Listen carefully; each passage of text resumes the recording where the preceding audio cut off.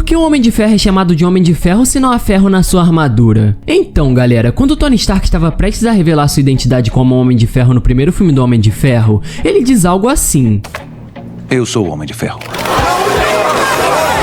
Logo em seguida ele acrescenta: Tony Stark. Homem de Ferro, gostei do nome, mas não tem muito a ver. A armadura é feita com uma liga de titânio e ouro, mas é bom pro marketing, cria uma imagem, sei lá. O objetivo do nome não era para ser preciso quanto ao material do traje. Em vez disso, era para tentar ser cativante e icônico. O mesmo vale para a Viúva Negra, o Batman, o Superman e a Mulher Maravilha. Eles não fazem sentido nenhum, galera, mas são icônicos pra caramba. Mas enfim, galera, comenta aí se você tiver um nome melhor para o Homem de Ferro. Na cena em que o Deadpool recruta o Wolverine, há uma grande referência ao filme Logan lançado em 2017. O Wolverine estava com dificuldades em soltar as suas garras, e logo em seguida diz para o Deadpool: Oh, whiskey dick of the claws. It's quite common in Wolverines over 40. You don't want this. Essa frase é bem parecida com a frase que ele diz no começo de Logan, quando ele está falando com os assaltantes. Pessoal, é sério, vocês não querem fazer isso. Acaba com ele. Eu achei bem legal essa referência no trailer, galera. Quem reassistiu Logan e logo depois assistiu o trailer, com certeza conseguiu pegar essa. Esse é o meu traje favorito do Homem de Ferro. Poucas pessoas mencionam essa cena do Homem de Ferro em Guerra Civil no seu traje da forma mais discreta possível dentro de um helicóptero.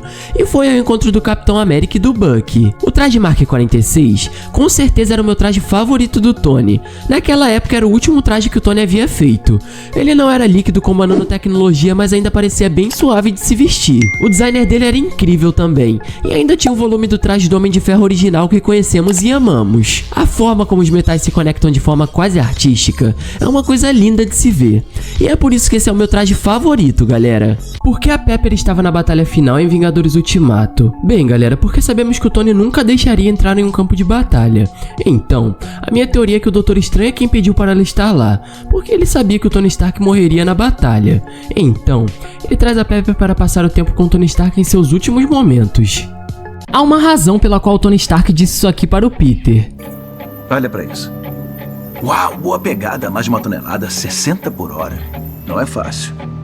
Então, galera, quando o Tony convidou o Peter para sua equipe depois de ver seu potencial em Guerra Civil, ele mostrou a ele um vídeo do Homem-Aranha parando um carro e disse algo assim. Olha pra isso. Uau, boa pegada, mais de 1 tonelada, 60 por hora. Não é fácil. Ele diz que não é fácil receber o impacto de um carro em movimento e sair completamente ileso, porque durante sua luta com o Monge de Ferro em Homem de Ferro, ele enfrentou uma situação muito semelhante com o carro, e foi completamente esmagado por esse carro. Há uma razão pela qual o Thanos destruiu todas as joias do infinito. Então, depois que o Thanos estalou os dedos com a manopla em Guerra Infinita, ele pode realmente ter tentado olhar para o futuro usando a Joia do Tempo, para verificar se os Vingadores tentariam desfazer o estalo ou não. No entanto, como a Joia do Tempo não permite que alguém veja seu futuro após a morte, ele não pode ver os Vingadores indo para o passado e desfazendo com sucesso o estalo. É por isso que ele pensou que o assunto estava encerrado e as joias não tinham mais propósito para ele. Por isso ele decidiu destruir todas elas. Por que o Odin tirou todo o poder de Thor, mas não tirou os de Loki? Você não é digno desses reinos, não é digno do seu título, não é digno dos seus entes queridos. Eu agora tomo de você o seu poder, em nome do meu pai e do pai dele. Eu, Odin, pai de todos, amo você! O Thor é um deus asgardiano, então seus poderes vêm de sua linhagem. Eles vieram do próprio DNA de Odin e seus antepassados. É por isso que ele poderia ser controlado. Já com Loki era diferente, galera. Ao contrário de seu irmão, ele não tinha nenhum vestígio de DNA asgardiano nele. Seus poderes eram de seus antepassados gigantes de gelo, que incluíam força sobre-humana, durabilidade e entre outras coisas. Mas a maioria fonte de sua força veio da feitiçaria que aprendeu principalmente com a sua mãe. Esses poderes semelhantes ao das bruxas também não se originam de Asgard. Então não, galera, Odin não poderia simplesmente tirar os poderes de Loki, porque os poderes não foram dados a ele pela ancestralidade asgardiana.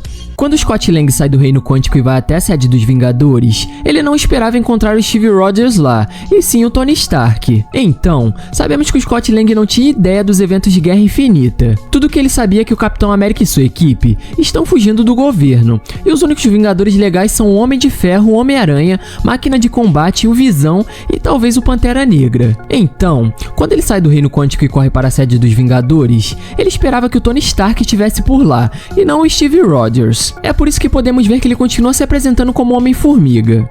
Homem-Formiga! Homem-Formiga! Eu sei que vocês... É o interfone da entrada. Muito falar com vocês! E também, galera, quando o Tony vai para a prisão visitar os Vingadores que haviam sido presos, ele se recusa a reconhecer o Scott Lang. O Hank Pym sempre disse que não se deve confiar num Stark. Quem é você?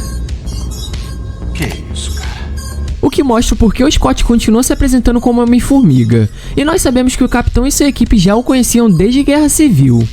Por que o Thor não estava tão triste com a morte do Tony como os outros? Bom, o Thor não estava sofrendo tanto contra os outros Vingadores com a morte do Tony, e acho que é por isso que ele não se arrumou corretamente e nem parecia muito triste. E eu tenho uma teoria do porquê. Vocês se lembram do funeral da Frigga em Thor Mundo Sombrio? O seu corpo foi colocado em um navio e foi queimado.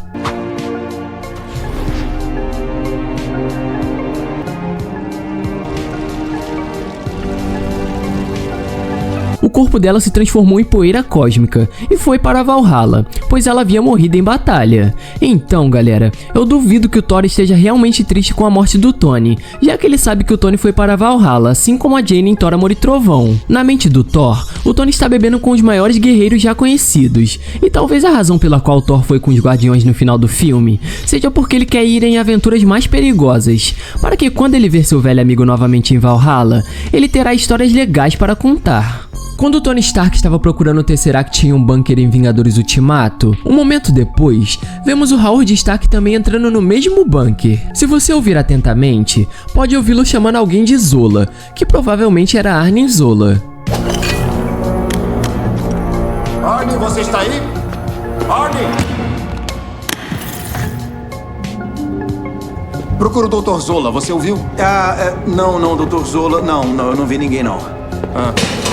Se você prestar atenção, poderá ver uma figura de computador de Arnim Zola ao fundo, como referência, muito semelhante ao que vimos em Capitão América: O Soldado Invernal. Também há uma teoria que sugere que foi na verdade Howard Stark quem transferiu o cérebro de Arnim Zola para um computador. Porque o capacete do Loki tem chifres e o de Thor tem asas? Eu reassisti Thor 1 recentemente e notei isso, galera. Se você reparar no capacete do Odin, verá que ele tem uma asa e um chifre. Já o capacete do Thor só possui asas, e o de Loki só possui chifres. O Odin tem uma combinação de chifres e asas. Pelo menos eu acho que essas coisas são asas, enquanto cada um de seus filhos só tem um ou outro. Será que o capacete dos dois são baseados no de Odin? Tem outra coisa que é bem interessante, galera. A armadura que o Odin usa é feita de ouro e de prata, enquanto a do Loki é feita apenas de ouro, e a do Thor é feita apenas de prata. Mas para essa dúvida eu tenho resposta. Eu acredito que o ouro e a prata de seus trajes representam suas diferenças. O Loki quer se tornar um rei e governar Asgard, e por isso ele usa ouro, enquanto o Thor acha que não poderia ser um bom rei, mas ele adora lutar e sabe que é ótimo nisso. Então ele usa prata, que é a cor de sua armadura de batalha. Eu não sei se essa é a explicação correta para o fato deles usarem materiais diferentes em seus trajes, galera, mas isso é o que eu acho que seja. Quando o Capitão América foi para o passado para devolver as joias do infinito em Ultimato, se você realmente prestar atenção, então você pode ver que ele olha para trás apenas por um momento antes de ir para o passado. Então, a minha teoria é que, quando ele olhou para trás, na verdade estava olhando para o seu eu mais velho que estava sentado ali em um banco. Ele estava apenas tentando se certificar se seu eu mais velho havia chegado ou não pela última vez. Quando o Capitão tenta parar o Thanos durante a batalha final em Vingadores Guerra Infinita, minha teoria é que ele não estava apenas tentando empurrá-lo para trás, mas também estava tentando tirar a manopla do infinito da mão do Thanos. Porque quando o Thanos afasta sua mão com a manopla do Capitão, se você observar esse movimento, poderá ver que os dedos do Capitão ainda estão firmemente travados e agarrados nos dedos do Thanos, até que seu braço esteja completamente para trás. Então, se o Capitão estava tentando empurrar o Thanos para trás, por que ele ainda estava segurando a mão dele quando ele puxou para trás? Ou seja, galera, não faz sentido vocês acharem que ele estava apenas segurando a mão do Thanos. Ele estava tentando retirar a manopla. Existe um Vingador morto no novo trailer de Deadpool e Wolverine, e eu vou te mostrar quem é. Bom, galera, saiu o novo trailer de Deadpool e Wolverine, e tem vários detalhes e curiosidades que podemos explorar. Uma delas é o capacete gigante do Homem-Formiga que vemos no trailer. Para quem não sabe, esse capacete gigante do Homem-Formiga é uma referência à HQ dos X-Men chamada Queda do Mutante, lançada em 1987. Nessa HQ, o Homem-Formiga morre enquanto está gigante. Ele sacrifica sua vida para salvar os X-Men e deter os vilões. É por isso que vemos esse capacete gigante com um crânio dentro.